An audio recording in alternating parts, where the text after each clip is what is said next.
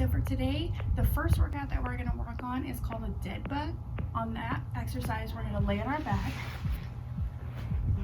You're gonna put your arms straight up in the air and your legs up, just bent 90 degrees at your knees. Then you're gonna bring down one arm and the opposite leg at the same time, down to the ground and back up. This is a good starter exercise to really engage your core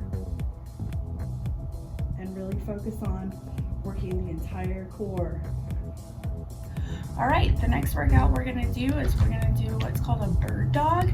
You're gonna go down on your hands and knees like this. And you're gonna bring, instead, it's kind of the opposite of the last one we did. You're gonna bring one arm out and the opposite leg out and then back in. You're gonna do one side at a time. And then you'll switch to the other side when you get all your repetitions in.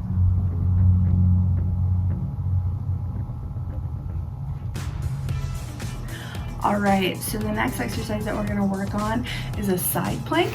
This one can be a little bit trickier for people, especially if you're further along in pregnancy. The stomach muscles get a little stretched out and a little harder to engage those without feeling uncomfortable. So for a normal plank, you want to go on your side, on your forearm here with your elbow bent. And then you can start with your hands on your hips and then just bring your hips up. If you're able to, go ahead and lift your arm. Also, if you're able to, you can lift your leg.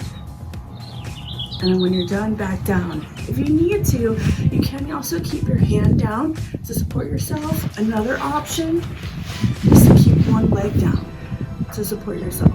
You're still going to be able to engage the core on that side, and you're still going to be able to work on it. Once you finish the timing on one side, then go ahead and switch to the other side for this exercise.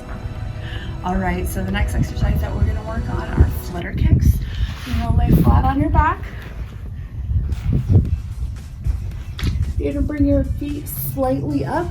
If you can, bring your shoulders up as well. Otherwise, you can lay them down. Try and keep your hands out from under your hips. If you need to, you can slightly put them under your hips, or if you do need to put them all under your hips, that's fine too.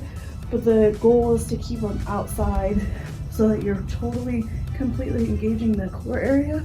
And then you're just gonna kick, kick, kick. Try and keep those feet lower.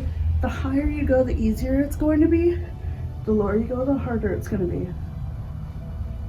All right, now we're gonna do some feet rainbows.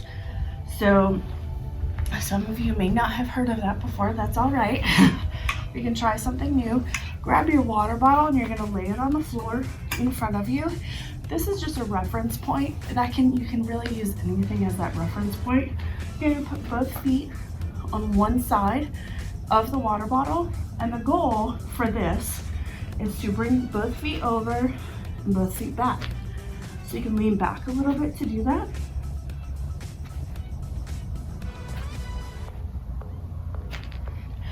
Now, if this is too challenging for you, one of the things you can also do is just one at a time, bring your foot over.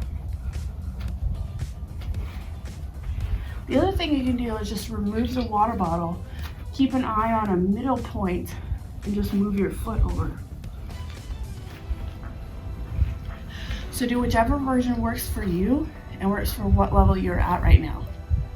The final exercise that we're gonna do is a plank. So I'm sure you've probably seen this before. There's a few different versions I want to talk to you about though, especially being pregnant. Things can change from first trimester to third trimester. A lot of things can change. One of the things is how we do the plank. So a lot of people like to do a low plank, but that can be difficult, especially for you ladies that are in your third trimester. As you get bigger, your belly gets closer to the ground when you're doing the plank. So you can either do that low plank. If you do still feel comfortable, try and keep your bottom down throughout the whole thing, so you have a straight line throughout your back and legs. If you need to, you can also do it on your knees. That's one option. The other option, if you are finding that you don't have much room between your belly and the ground, or you've lost room between your belly and the ground, it's touching the ground, which is possible, just go up onto a full plank, onto your hands, Try and keep that straight line through your back and through your legs. Again, if you need to, you can do this on your knees as well.